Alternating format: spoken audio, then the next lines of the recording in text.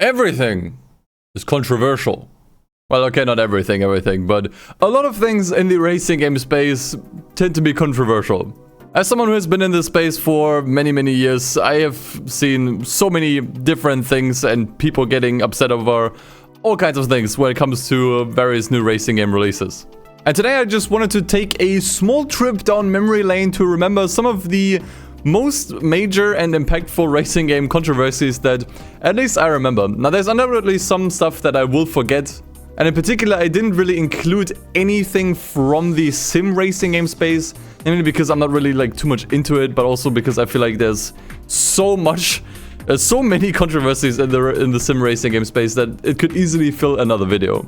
But today I just kind of wanted to talk about some past controversies from the present and the past, and just rank them on a tier list based on how impactful they were, how justified they were, and what impact they had on either the series or maybe even racing games in general.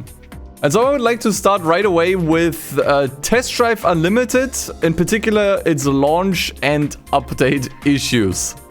Now, I've certainly made a few videos on this myself, so I'm certainly no stranger to it. But basically, to give everyone a quick rundown, or maybe even to tell people who weren't really familiar with this in the first place. Test Drive Unlimited was supposed to be the return of a fairly old series, honestly. Like, the Test Drive Unlimited series has been dormant for well over a decade at this point. And was supposed to be this, like, super nice return to a franchise that honestly not just many people loved, but also just shaped racing games in general in very, like, major ways.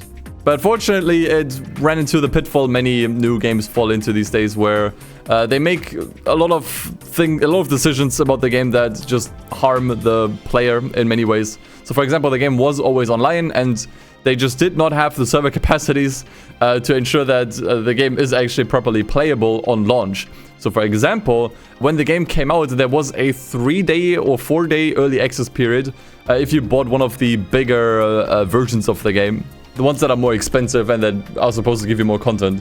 That one actually came with a early access window. I hate calling this early access window. You're paying extra to play the game on time. That is what you're doing, okay? You're not getting early access. It's just that everyone gets to play it later because they're not paying more.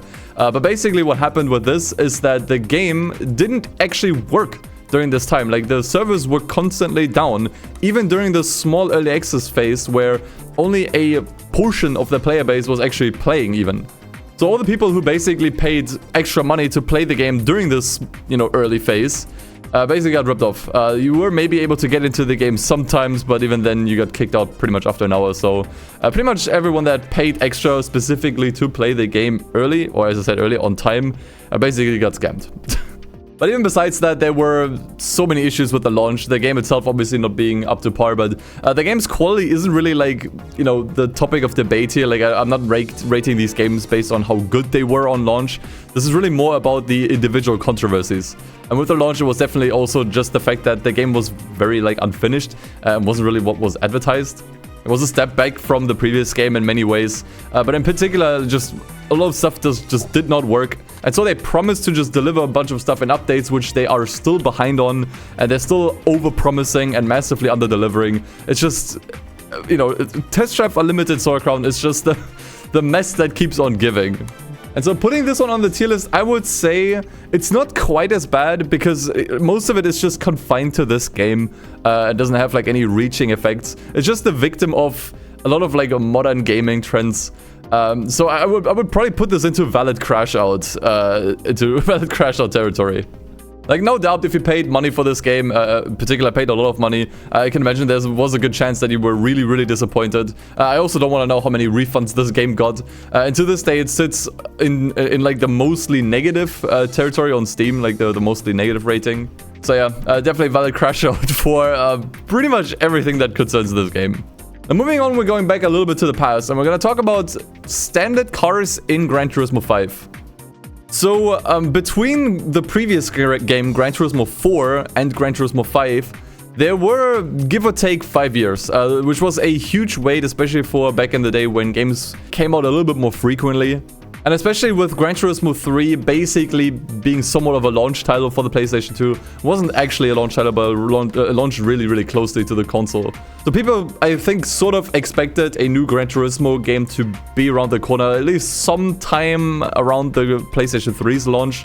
But they actually had to wait 4 extra years for a new Gran Turismo game. They actually took so much time to make and build this game, only to then find out that a large portion of the cars, over half the cars in this game, are what are classified as standard models. So this game has a distinction between classic models and I think premium models.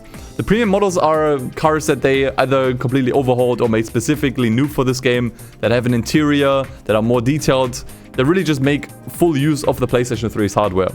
However, most of the cars in this game are what are considered standard cars. And these are cars with less detail, usually ported over from the previous games, which, yeah, I mean, the difference between PlayStation 2 graphics and PlayStation 3 graphics is quite immense. So it was pretty obvious for the most part if you were driving a standard car or a premium car, even if you were someone who doesn't really typically use interior views. And there were some particularly nasty examples like this one, the Suzuki Alto Works, which already looked quite bad when this car got introduced in, I think it was Gran Turismo 3. And I don't think they did anything to polish this model up. Maybe the tires, but that is it. So you can see how pixelated this car looks in this game. It looks dreadful, and this is probably the worst example out of all of them. But pretty much all standard cars look at least somewhat like this one. And given how long people had to wait for this game to come out, and given how late it also released into the PlayStation 3's lifecycle, people were understandably very disappointed with how this went, and they just expected way more. However, I will say despite that, Gran Turismo 5 is still a pretty fun game. It did have other shortcomings other than the cars as well, but I don't think it reaches the same levels of TDU where I don't think people like went out of their way to like boycott the game or like refund it. So I would say, like, when it comes to all of that, I would maybe give this either bra moment or minor nuisance. I would put this into minor nuisance for now, if I'm gonna be honest. At the end of the day, people just still played the game just fine. It had a like really active community, and I think this was really mainly just the core Gran Turismo audience that also played the previous games that were particularly upset about this. So while it is a nuisance, I don't think it like affects the game in any major way. And honestly, like if you're bothered by this, you can also just stick to the premium cars and just play those in cockpit view, which I know isn't really a solution, but yeah, it's just annoying, but not really like a major deal. And next up, we're gonna talk about another game with the number 5 in its name. This one being Forza Motorsport 5 and how it reducted in content over the previous game. Now, I actually talked about this in my previous video as well, but basically the jump from Forza Motorsport 4 to 5 was also pretty rough because it was once again like, you know, the transition to a new console generation, and with that came a massive reduction in content. So the car list was more than cut in half, the track list was cut in half, and a lot of tracks that have always been in the Forza series on launch, like Maple Valley or the Nordschleife, were also just completely absent, which like these two are classic tracks that are inherent to the Forza identity and formula. So for those to just be missing is a major miss, ironically enough. And people were really upset about this, and people were just really upset that, like, how does this new game have less content than the previous game? However, I feel like in hindsight, opinion has kind of changed on this. I think a lot of people still remember the disappointment, but I think with the new Forza Motorsport basically going the exact opposite way, where they don't really care about like what quality the car models are anymore, they just try to stuff as much stuff in there as possible. I think opinion has kind of changed retroactively on this entire situation, where I think nowadays people can at least appreciate that the developers wanted to put the game to a higher standard and wanted to make sure that everything is on a high fidelity level when it comes to the game itself. Especially because I assume that this was done in particular because of Gran Turismo 5, because the developers, because Turn 10 saw how people reacted to all of this like low quality content in Gran Turismo 5. And so that gave them the message, okay, we want to just focus on quality. Anything that doesn't look good enough is not making the cut. Now, I do think a lot of this also just came down to the game being somewhat rushed. So since this was a launch title for the Xbox One at the time, I'd assume that they just didn't have the time to just make sure that all the cars are at a quality level, and maybe they should have just given this game like an extra year or two. But regardless, where would I put this here? I would probably just slot it into right next to Gran Turismo 5. It's really mainly a minor nuisance. You could maybe put this into a bra moment, but over time they did deliver more content to the game in the form of updates and DLC. So I think nowadays, if you were to play with all the content available, it's okay. I think once again, like, hindsight is 20/20, as they say, and I think in hindsight we can all just kind of agree that this was probably the better approach compared to what they do nowadays, where they just want to make it seem like, you know, they're making the highest fidelity racing game of all time, but then they still recycle content from 2 console generations ago. So yeah, minor nuisance, maybe less of a minor nuisance than GT5, so I will at least put it above. But yeah, it is kind of like verging in between here, I would say. And next up, we're going to talk about LEGO 2K Drive and its microtransaction disaster. Now, this is a game that not a lot of people played, which I'm not really surprised. This game had like 0 marketing. And I gotta be honest, I played it and I didn't like it that much, so I'm maybe sort of biased here. But the main controversy around this game and the few people who did play it, or maybe even chose not to play it because of this, is because of the microtransactions. Now, this won't be the last time I'll mention microtransactions for any of these entries. However, I would say with LEGO 2K Drive, it was particularly bad. Because first and foremost, this is a kids game, okay? Let's just rip the band-aid off. Obviously, like, all of these racing games can be played by people of all ages. But LEGO 2K Drive was particularly made with kids in mind. So this is something that you're supposed to hand over to your younger brother, or a son if you have one, or daughter, or whatever.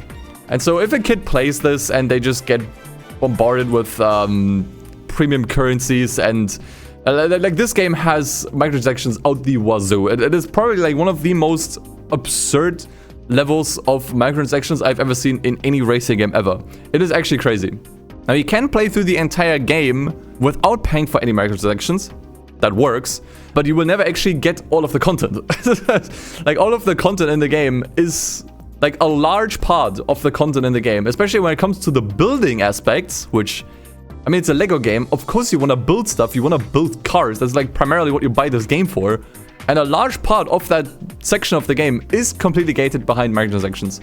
And they're really expensive too. So there is like a dedicated premium currency that you can kind of like get in the game, but not really, or like not enough of it to just buy everything. So unless you really pay hundreds upon hundreds upon hundreds of bucks, you will never actually get to see all the content this game has to offer, which for a kids game is disgusting. So if I were to put this here, I would give this one a bra moment. Now, it is more ignorable, I would say, than the entries for Forza Motorsport 5 and Gran Turismo 5, where you can still kind of like play the game just fine if you don't touch the microtransactions. But just once again, the fact that this is a kids game and how incredibly blatant the microtransactions are and how much they decided to gate away from it to the point where this is once again like mobile game levels of microtransactions. This is deserving of a bra moment. It's not a valid crash out because once again it is ignorable, but it's a kids game, dude. Like, come on. So the next entry will be about the F1 series in general. This is not concerning a game in particular, but the F1 series in general and how it changed under EA. So when F1, the series from Codemasters, got bought up by EA, a lot of people were kind of already expecting a bunch of like bad changes to the series. And in some ways that did happen. So, for example, they added supercars to the game, which people didn't really ask for, and just seems like a really tone-deaf addition. But at the same time, they also added like some kind of like pseudo FIFA Ultimate Team mode to the game, where you can just kind of like buy furniture, and it's just like a bunch of like really weird separate game modes where it's like really obvious they just exist to sell some kind of like microtransactions or sell something. I don't know. They also added a season pass of sorts to the game, like, oh, not a season pass, more like a battle pass. I think it's called a podium pass, where, you know, you're supposed to just kind of like play the game for a while and you get like certain rewards, and I mean, you know how it works, I don't have to explain it. And a lot of these things did definitely come down to EA, and I would say a lot of these things are directly calls that EA made. However, I would say that the F1 series has already gotten kind of worse, even without EA's meddling. So F1 2021, I think, was the last one that was independently published by Codemasters. And in that one, we could already see like a negative trend. I think that one might have actually been the one to also introduce that kind of like battle pass system. I don't quite remember. But that one already introduced like a bunch of nonsense. I think that one also introduced the story mode, which is obviously like very typical for like an EA sports game. It was the game that removed all of the classic F1 cars, which I think to this day is still like the most desired thing to be put back into these games. And once again, that game was not published by EA. Those were probably all, at least for the most part, I would think, decisions from Codemasters. So I'm not sure how much of these things that got added to the F1 games were really due to EA and which ones were actually just codemasters just wanting to do it.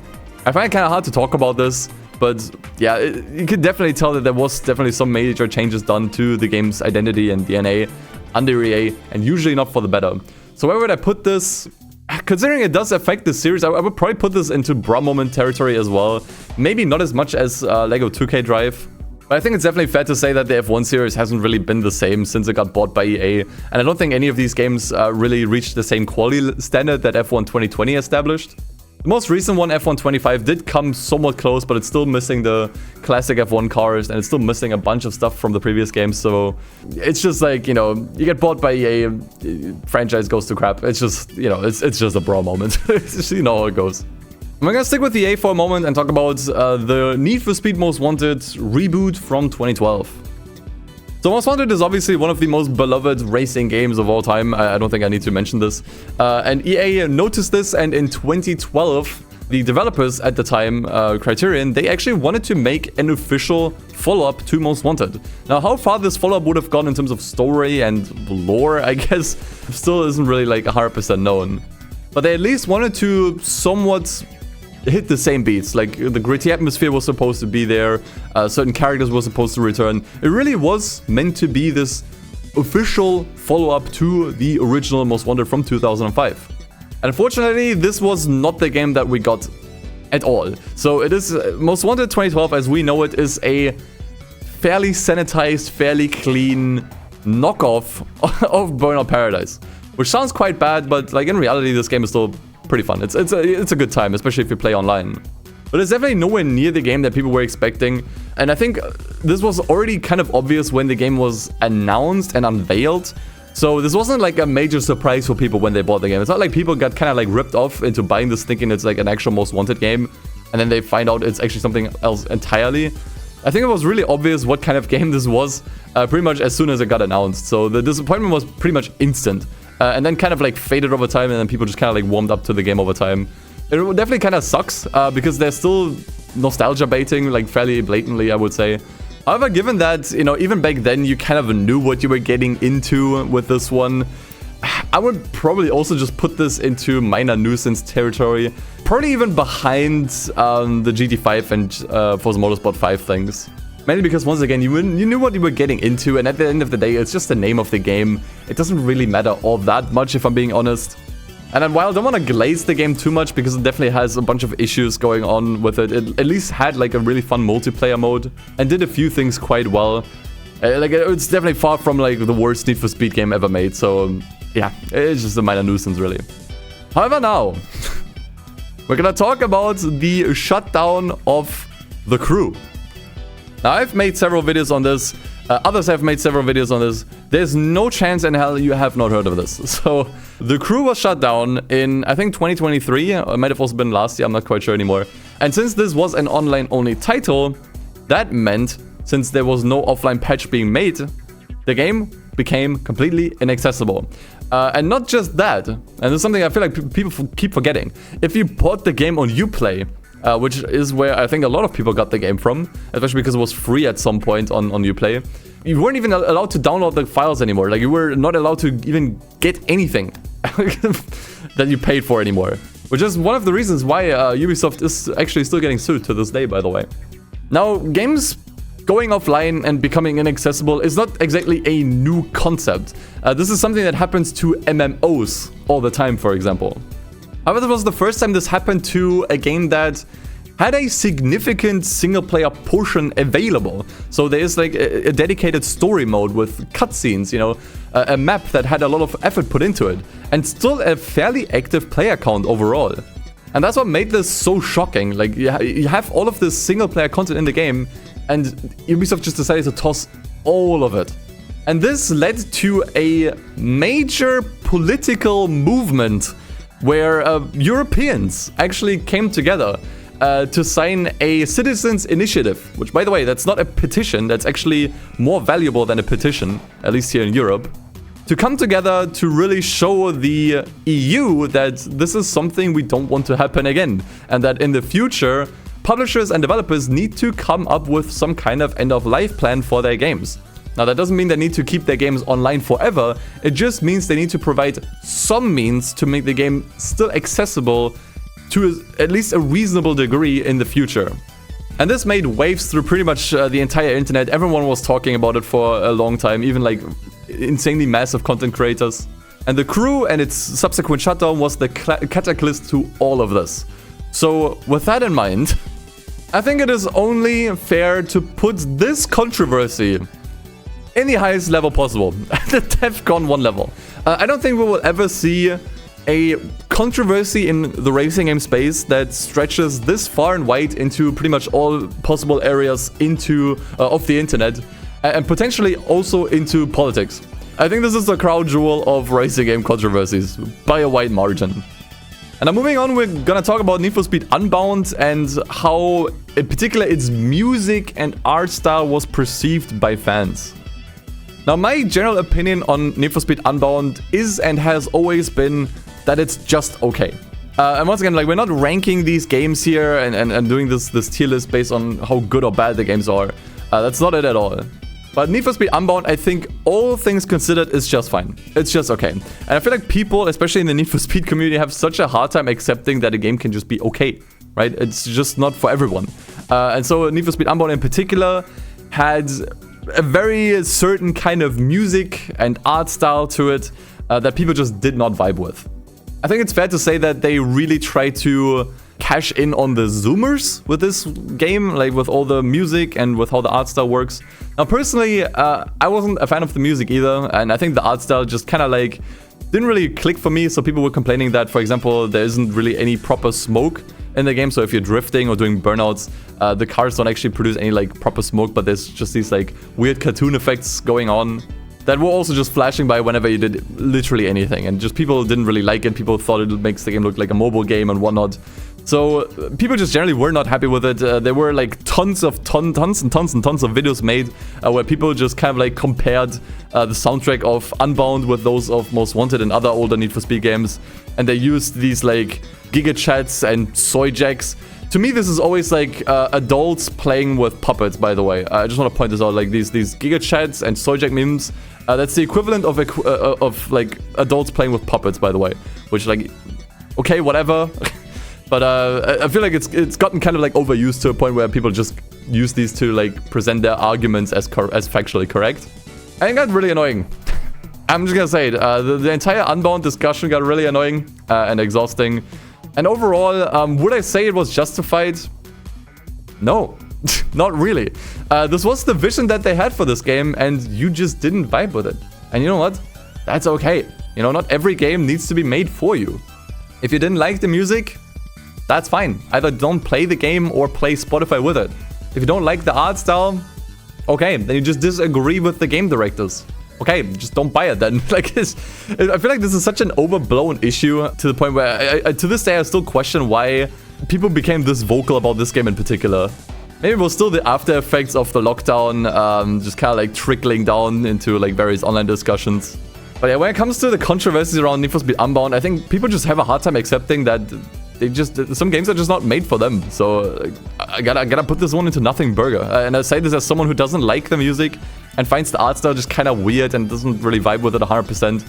I just moved on. Like, I played the game, thought it was fine, moved on, forget about it afterwards. You know, and I feel like people just have a hard time doing this for some reason. I just complete nothing burger, if I'm being honest.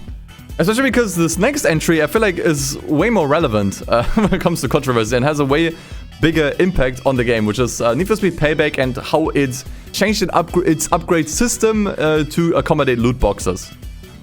A quick refresher, in Need for Speed Payback, they changed the upgrade system from, you know, just being to like buy various parts of the engine or whatever and just equipping them to a card system, so to say. So your entire car was basically divided into 6 sections, so to say. And each of these sections had a card attached to it that had a numeric value that dictated how good the car is and how much faster it makes the car, as well as like I think like 2 extra bonuses that improved various things that you couldn't upgrade otherwise, which at times was also like really important stuff like nitrous power or braking. Basically what this boiled down to is that the upgrades were for the most part just RNG. They did improve this in subsequent updates and made the upgrade system a little bit more straightforward, where you could also just buy cards straight up.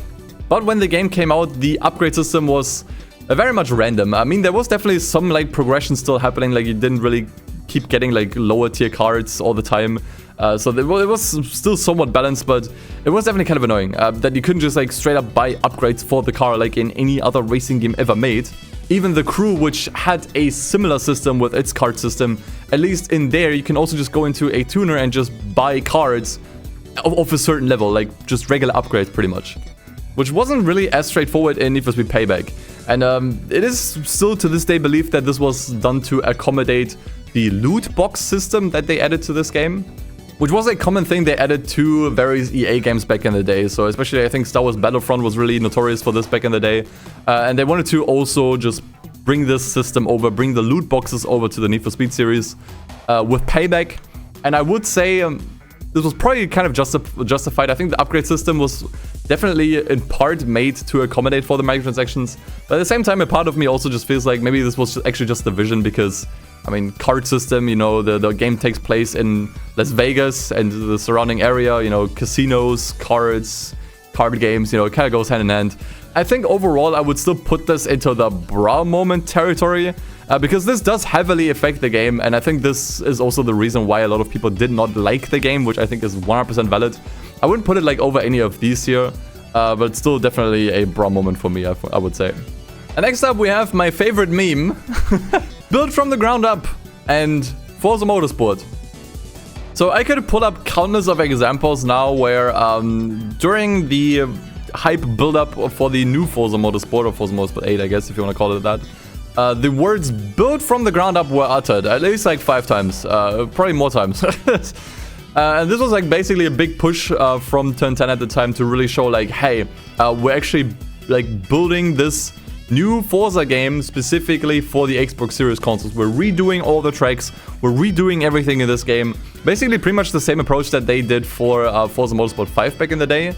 But fairly early on it was already quite obvious that this is not really the case. So a lot of the cars that they showed in some of the trailers were just really obviously outdated. Like the same outdated car models that they've been using since the Xbox 360 days, that are proportionally not accurate, that have awful textures, and just don't really make the cut for what you would consider a next-gen racing game, which was exactly what this was marketed as.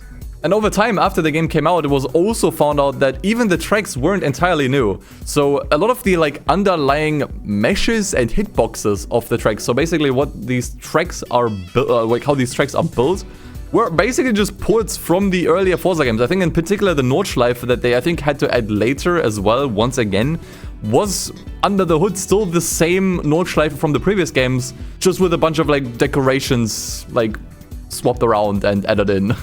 There were also some really embarrassing typos on some of the tracks. I think in particular on Spa, there was like one sign that just had like a really, really weird typo in it. Let me see if I can find it actually. Okay, I found it, you can see it right here. So this is basically the Welcome to Circuit de Spa Francorchamps sign you can see here. In Gran Turismo, they actually managed to replicate this really well. And then in Forza Motorsport, it says, Welcome to Circuit de Spa. I'm not sure if this is even correct here, but I can also tell that this is a stock font. Like this is, you can see that this is not even the same font. So, you know, I know this sounds like a minor detail, but I think this shows that even in cases where they did do things from the ground up, they kind of half-assed it. So yeah, overall, the new Forza Motorsport was just a really obvious case of just false marketing. Like, they just straight up lied about a bunch of stuff. Some of it was even, like, just plainly obvious in, like, some of the footage that they showed in trailers. So, yeah, when it comes to Forza Motorsport and its, like, myriad of issues, I mean, there's a bunch of other stuff about this game that I didn't even talk about here. But I would put it into valid crash out territory. I think if you were waiting... When did the last Forza Motorsport came out? I think in 2017. So if you were waiting... like 6, 7, 8 years for the next Forza Motorsport, and they promise you that you'll get like a super, you know, for next gen only game where everything is fresh and new, and this is what you got. Yeah, I would probably crash out as well. Yeah. Project Cars 3 and how it changed the genre is also like another controversy that I thought of. So Project Cars 3 in many ways is actually a spin-off.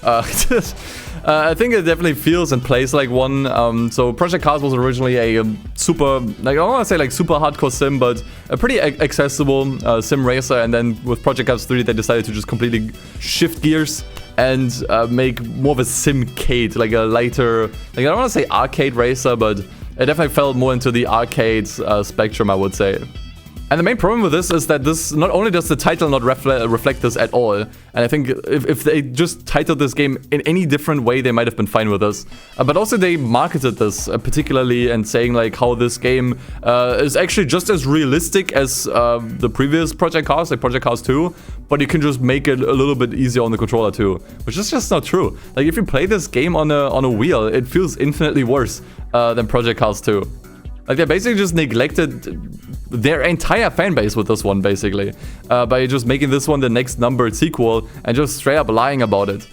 Yeah, honestly, I don't really have much more to say about this. I think Project Cars 3 is, like, very mixed as far as the game goes. I don't think it's as bad as some people like to say. I think there's definitely something fun under the hood with this game. But yeah, this weird shift in genres on how they basically made a spin-off, but tried to market it as a proper sequel, definitely rubbed a lot of people the wrong way, and I think justifiably so. So this one I think I would also put into the valid crash out territory underneath the other stuff though, because at least with this one it was kind of like clear and obvious what this was initially. And with the game itself also being quite flawed and not really having that much to offer. And how this also, by the way, never went on sale ever. Yeah, I would say this was definitely a valid crash out, especially because you might wonder why I wouldn't put Need for Speed higher as well, when it's basically like sort of the same thing. At the end of the day, both of these are still arcade races, and you know, I would say that at least with Need for Speed, you know, the new game was always kind of like right around the corner. You didn't really have to wait many years for a new game to come out. And they were at least very transparent with what this game is, whereas with Project Cars 3, they just came out and said, oh no, this is actually this is just like Project Cars 2. You can just enjoy it the same way when it's just not true. And moving on, I think I'm gonna like say a few controversial things when it comes to this next entry, the microtransaction disaster in Gran Turismo 7. So this was still when Gran Turismo 7 was fairly new and started to roll out its first like set of upgrades. Aside from like the general disappointment with the game, how this game didn't really seem to have the career mode that was advertised, the microtransactions was like the big thing a lot of content creators, especially at the time, really focused on. I remember people were even like boycotting the game, big creators were boycotting the game, just not really streaming or playing it anymore, particularly because they made the economy way more grindy, so they actually increased the costs of a bunch of cars, I think, over time, and also just increased the costs of microtransactions, or reduced the amount of money you got from the microtransactions. And so it was basically the narrative that, oh yeah, this entire game is a microtransaction disaster. They just want to cash out with this game. Now the funny thing is, Gran Turismo Sport had the same kind of microtransactions, which in these games is basically you can buy in-game credits with real money. That's it. It's not like in Lego 2K Drive, which I talked about earlier, and I'm gonna draw more comparisons to it later, where they basically lock entire content behind the game. It's really not that. Like, it's really just like, if you want credits, if you don't want to play the game, if you just want to buy the cars, okay, you can just use some real world money if you want to, I guess. And I will say, in hindsight, this entire controversy felt a little bit overblown. I don't want to say it wasn't justified, not at all. I think it's generally we shouldn't have microtransactions in games that cost 60-70 bucks, in my opinion, which like I don't think it's even a controversial opinion to have. But I gotta be honest, like when it comes to Gran Turismo 7, it never really struck me as that big of a problem, because once again, like you can still get everything in the game just fine. They're not locking anything behind any like paywalls, like battle passes or in-app purchases or DLCs. Everything in the game is still kind of achievable. It's just that the game itself is just really obtrusive with how to get certain stuff. So for a while they had these like brand invitations where you only had a limited time to buy certain vehicles, and that obviously just kind of drove up the fear of missing out for players, which maybe enticed them to invest into microtransactions more. But like overall, I gotta be honest, you could play the game just fine without them, even with the changes they did in updates.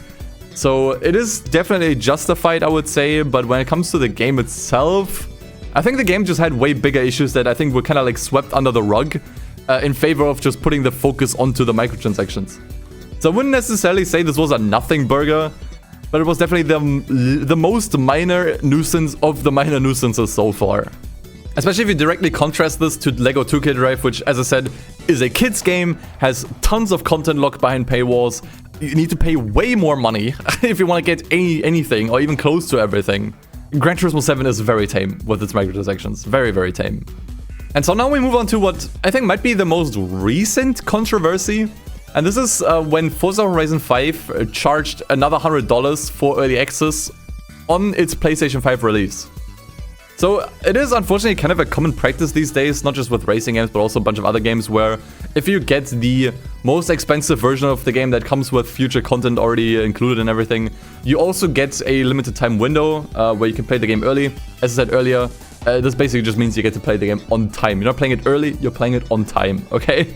And when Forza Horizon 5 initially came out in 2021, it had the same shtick. However, the game was later then, I think like after 3 years, ported over to PlayStation 5. And they basically included the same versions, so like the Deluxe Edition and the Ultimate Edition were basically available just the same on the PlayStation 5. However, they decided to still include this weird early access phase for Forza Horizon 5, which doesn't really make sense because it's like a 3 or 4 year old game at this point. So I'm not sure what early access there is, because you're gonna get the same exact game as on PC and Xbox. Like, there's literally no changes to this game on PlayStation 5. It's the exact same game. So I'm not sure why they would charge extra money to play a game early when the game has already been out for years. So this is just like a weird thing, like one extra weird thing that Xbox has done. However, honestly, if I would put this onto the board, I would probably still say it's a nothing burger, because at the end of the day, does it matter? Does it really matter? I think most people just either got this version for the extra content so they can already play it, especially now that people know what content is included. Back in the day, you didn't even know what the expansions were or what the car DLCs were going to be. At least now you know exactly what you're getting with this like Ultimate Edition. And I feel like the early access stuff is just like a weird thing added on top. And then at the end of the day, it doesn't really matter, since, as I said earlier, the game is already out. So either you're getting this extra like $100 version for the content, or you're just gonna wait an extra day or two, which doesn't matter, because once again, the game is already out. Who cares? Which leaves us with the final controversy of this video. And this one might even be the oldest one here. And I think the oldest one is actually the Gran Turismo 5 one. But how Grid 2 had no cockpit view.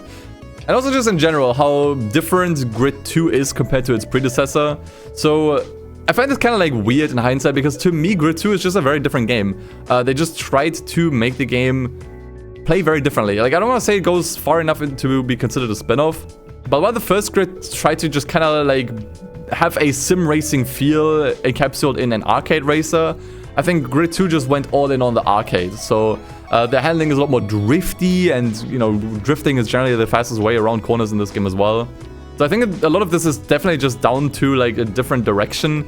However, even despite that, I'm not sure why they removed the cockpit view from the game when a lot of the cars are ported over from the first Grid, and they could just kind of like put the cockpits back in like as they were.